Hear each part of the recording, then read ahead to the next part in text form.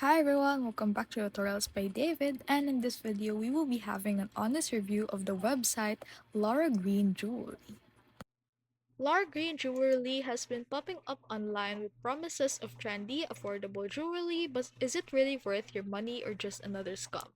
So at first glance, the site looks polished with plenty of flashy product. So by the way, I've used Etsy for this. It's because I cannot open their website.